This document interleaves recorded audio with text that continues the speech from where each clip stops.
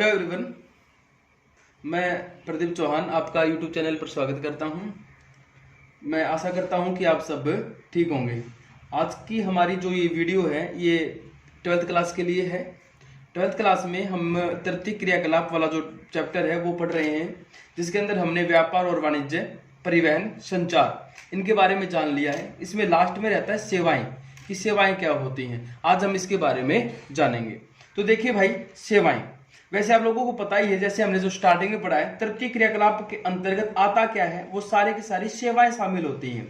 ठीक है, इसकी जो डेफिनेशन है वो आप मुझे कमेंट बॉक्स में जरूर लिख करके बताइए कि तृतीय क्रियाकलाप की जो डेफिनेशन बनती है वो क्या बनती है।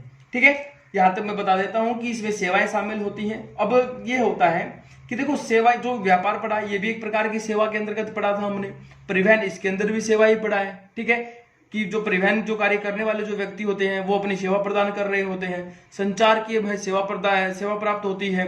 ठीक है, तो उसके अलावा कुछ सेवाएं रह जाती हैं जिसके अंदर ये हमने अलग से इसके बारे में लिखेंगे इनके अंदर। तो सबसे पहले यहां पर हम बात कर लेते हैं कुछ सेवाओं के बारे में। तो देखिए भाई, कुछ सेवाएं ऐसी होती हैं जो अर्थव्यवस्था को चलाती हैं। ठीक है, वो उद्योगों को भी प्रभावित करती हैं और लोगों को भी प्रभावित करती हैं। ठीक है, उद्योगों को भी प्रभावित करती हैं और लोगों को भी। और कुछ ऐसी होती है जो लोगों और उद्योगों दोनों को प्रभावित करती हैं। इनके अंदर आती है परिवहन सेवाएं। ठीक है, या परिवहन और संचार सेवाएं जो होती हैं वो उद्योगों और लोगों दोनों को क्या कर रही होती है, प्रभावित कर रही होती हैं। ठीक है, अब उसके अलावा इसके अंदर आता है जैसे वाणिज्य सेवाएं हैं। ठीक है, ये इसके अंदर शामिल होती हैं, जिसमें विज्ञापन देने वाला जो कार्य होता है वो सारा इसके अंदर शामिल होता है। आप लोग देखते हो कि किसी भी प्रोडक्ट का जो विज्ञापन आता है वो सारा का सारा किसके अंदर आता है, वो इसी के अंदर आता है। विज्ञापन बनाना, ठीक है, गिफ्ट तैयार करना, छूट, रियायत जैसी जो सुविधाएं होती है, फाइनेंस जैसी जो सुविधाएं होती हैं, वो सारी की सारी जो सेवाएं होती हैं वो इसी के अंतर्गत शामिल की गई है, तृतीय क्रियाकलाप में आती हैं।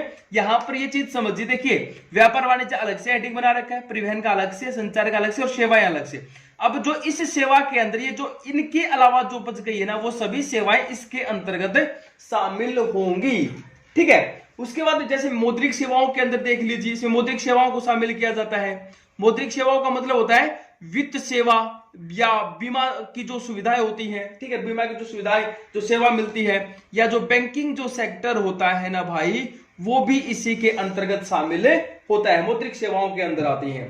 ठीक है, उसी प्रकार व्यवसायिक सेवाओं के अंदर स्वास्थ्य से संबंधित जो हमारी जो सेवाएं शामिल है, स्वास्थ्य की देखभाल करने से संबंधित जो व्यक्ति हैं हमारे, वो सारे के सारे किसमें आते हैं, वो सारे के सारे व्यवसायिक सेवाओं में आते हैं, व्यवसायिक सेवाओं में शामिल होते हैं। ठीक है, उसी प्रकार आप मनोरंजनात्मक सुविधा ले लीजिए, सेवाएं, मनोरंजनात्मक सेवाएं बोलेंगे, जैसे आपका दूरदर्शन है, ठीक है, फिल्म है, रेडियो है, ये सारे के सारे किससे संबंध रखते हैं, मनोरंजनात्मक सेवाओं से संबंध रखते हैं। तो यहां पर मैं बताना क्या चाह रहा हूं आप लोगों को कि सेवाएं हमने एक अलग से हेडिंग बनाया है और उसके अंदर जो बच गया है वो सभी सेवाओं को शामिल करेंगे। जैसे मौद्रिक सेवा बच गया था, ऊपर जिक्र नहीं आया था।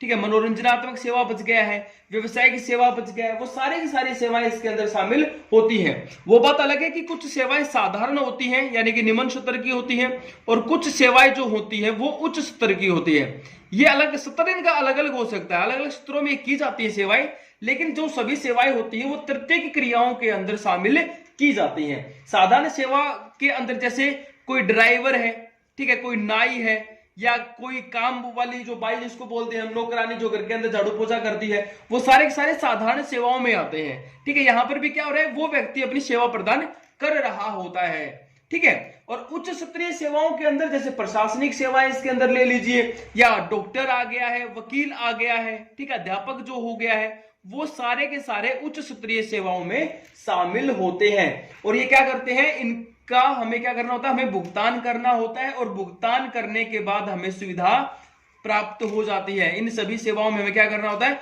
भुगतान करना होता है, यानी कि हमें पैसे देने होते हैं और फिर हमें सेवाएं प्राप्त हो जाती हैं भाई।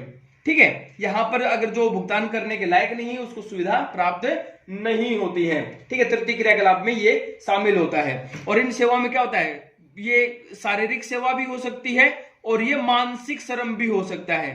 शारीरिक और मानसिक दोनों प्रकार का श्रम होता है। जैसे ये जो नाई है या जो झाड़ू पोछा करने वाली है, जो तो वो क्या करते हैं, वो शारीरिक श्रम करते हैं, ठीक है, वो शारीरिक में आ गया।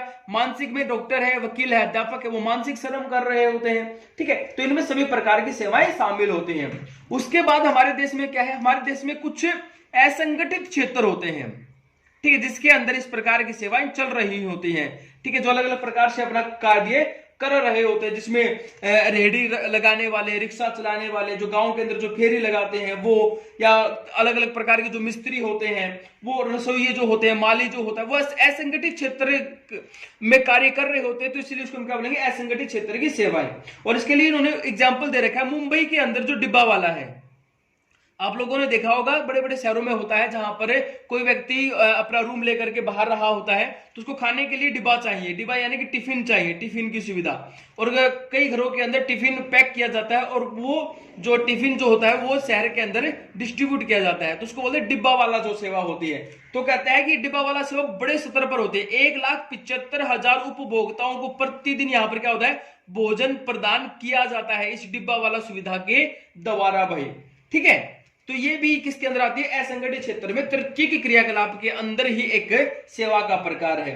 अब लास्ट में जाते जाते यहां पर एक और इसका से संबंधित रह गया है, उसमें है तृतीय की क्रियाकलाप में शामिल जो लोग होते हैं, यानी कि इसके अंदर जो संलग्न जो व्यक्ति होते हैं ना, उनके बारे में बात करते हैं कि कौन कौन व्यक्ति इसके अंदर या किस देश में किस स्तर पर चल रही होती है। तो यहां पर हम ये देखो, यहां पर हमने 2 स्तर पहले पढ़ लिए हैं भाई, प्राथमिक, द्वितीयक और तृतीयक, ठीक है। और ये बात हमने पहले भी जानी है कि जब कोई देश जितना ज्यादा विकसित हो जाता है, उसके अंदर सेवाएं जो होती हैं वो भी बढ़ने लगती है, उनका स्तर बढ़ने लगता है। एक अल्प विकसित जो राष्ट्र होता है उसमें प्राथमिक सेवाएं अधिक होती हैं, फिर जैसे जैसे देश ग्रोथ करता है, वो उद्योग स्थापित करता है, तो यानी कि द्वितीयक सेवाओं में शामिल हो जाता है। और जब देश विकसित हो जाता है तो वहां पर तृतीय की सेवाएं जो होती हैं वो बहुत अधिक हो जाती हैं, ठीक है। तो यहां पर हम क्या लिखेंगे, तृतीय की क्रियाएं कहां पर अधिक मिलेगी, विकसित अर्थव्यवस्था वाले जो देश होते हैं ना, वहां पर ये सेवाएं मिलती हैं, ठीक है। विकसित अर्थव्यवस्था जैसे संयुक्त राज्य अमेरिका,